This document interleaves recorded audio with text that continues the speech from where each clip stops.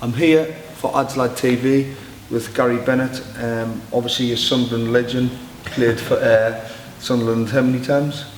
443 times, believe it or not. 443 times, and like we've just been speaking previously, you're ambassador of the city basically. Everybody knows who you are, and everybody, you know, when they see you, they know exactly who you are, and I think you are a person who's been a pioneer in many areas. We were actually touching on the fact that you were the first black captain.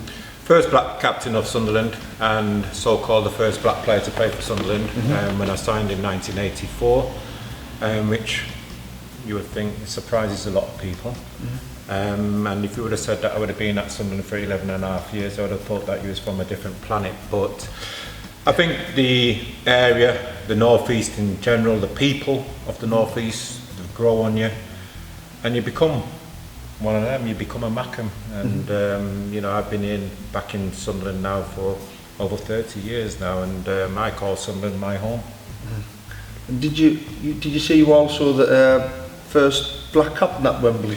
Yeah, I was lucky enough to lead a team out, lead Sunderland now in the playoff final in 1990, which virtually turns out to be near enough one of the first black captains at Wembley. So yeah, there's a lot of boxes which I've ticked, but I think I wouldn't have been able to do that without the football club itself. Did you know much about Sunderland before you signed? You know, back when, no. I mean, how old were you as well when? It's funny, I tell a great story about it in regards of Sunderland and how I actually got here. I started my career off at Manchester City, where I was there for 2.5, 3 years, alongside my brother Dave, who was at Manchester City as well.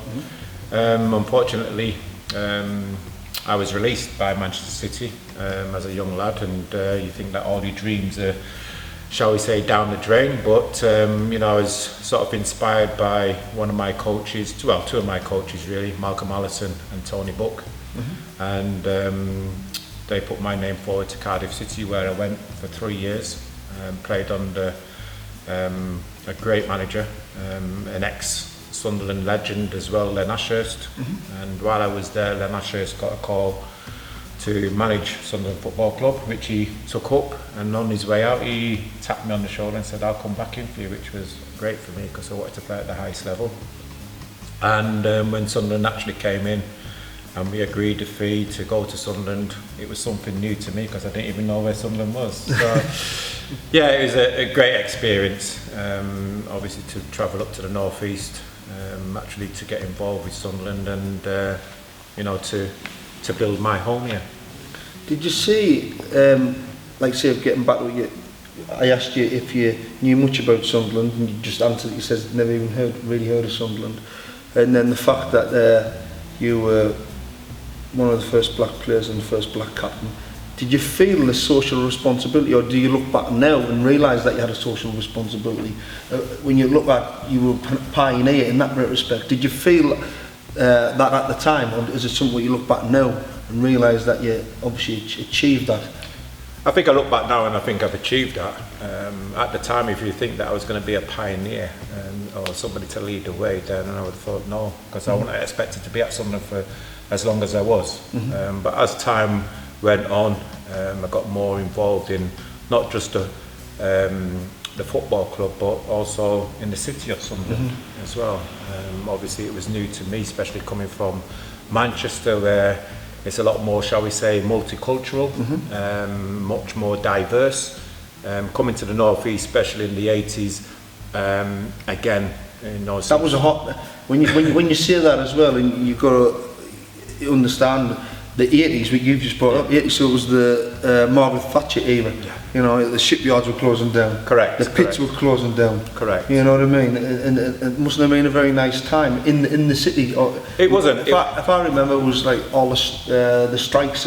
Correct. It was all the strikes then, and again, it was a very, very difficult time for the people of the North East. You know, and you're talking about you know, being on strike, not having any money coming into the houses, you know, and scraping around.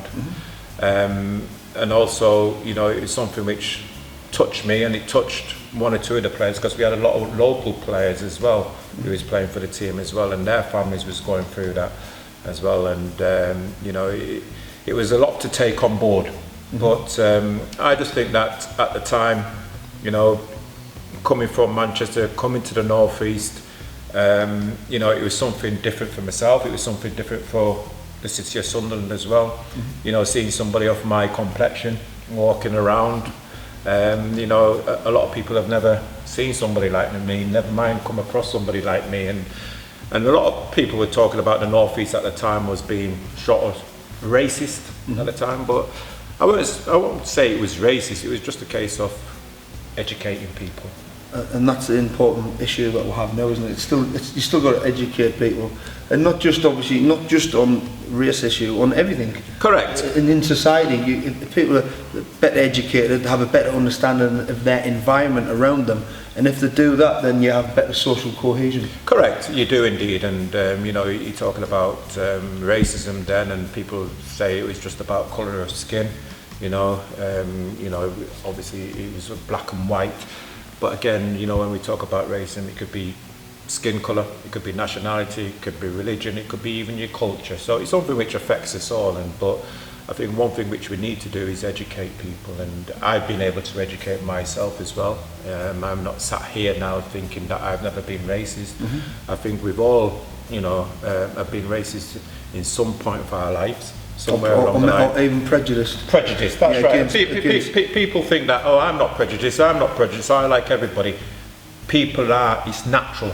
You are prejudiced. No matter where you go, straight away you've got this sort of image or what people are like. You know, you look at people and you're thinking, I wonder what they're like, or straight away that's what you think they're like, until you actually speak to people and get to know them. And I think that's the important thing. You know, talking to people, get to know the reasons why they might be of a different colour, get to know why they might dress differently, get to know why they might talk differently as well. You know, get to understand, because what happens there is that you might have something in common. And with that will come full circle, because, like you said, you were coming from Manchester, you went to Cardiff, and then you're coming up to Sunderland, a place which you said yourself you didn't know nothing about. So you didn't know what the Sunderland people were about. And you came here, and they'll have looked at you and thought, who's this guy? Yeah. And then to become a pretty long-serving captain as well. They obviously then built a rapport, and you were with them as well. And then you broke probably them barriers down, and it's important. And on that front, the other issue I'd like to say, how many matches did you play against Newcastle? Did you ever play many? Yeah, we had about half a dozen. I was involved in about half a dozen matches against Newcastle. And funny enough, you know, we've got an organisation called Shorey's Red Card, which tackles racism not just in sport but in society. And our chief executive there, Jed Grebby, is a Newcastle United supporter. And to be fair, he was appalled at the amount of abuse which myself and Howard Gale received at one game back in 1985. And that's what sort of started or set up Shorey's Red Card. You know, at the time they had a goalkeeper called Shaka Hislop, who was black, and he was in a garage which was opposite St James's Park, putting petrol in his car. He had his back to 3 or 4 kids, and obviously all the scene was the back of him, and they were shouting, you're black this, you're black that, get out of our country.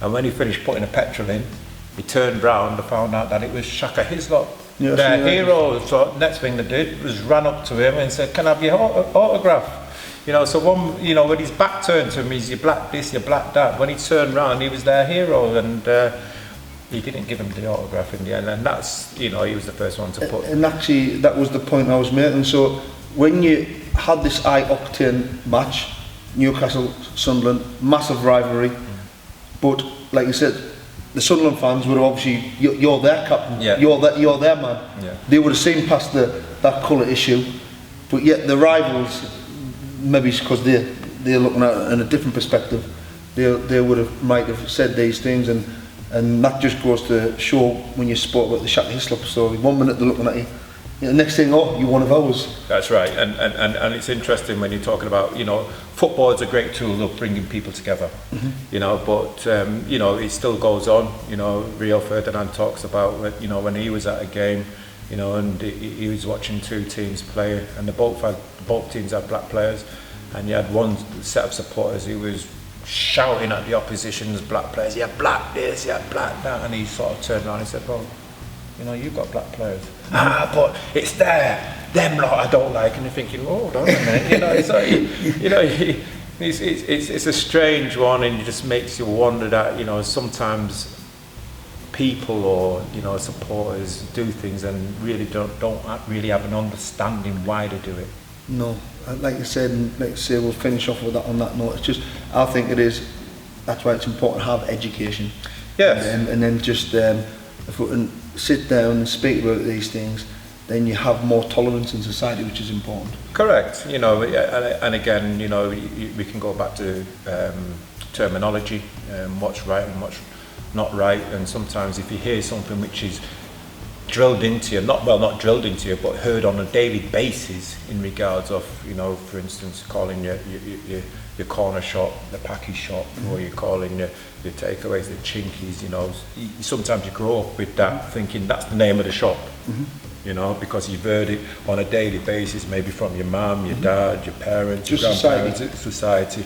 But again, you know, it's up to you to go out there and get to know, you know, what's the name of the shop, what's the name of that person, you know, rather than following. Do you know his family? Yeah. What type of people are they?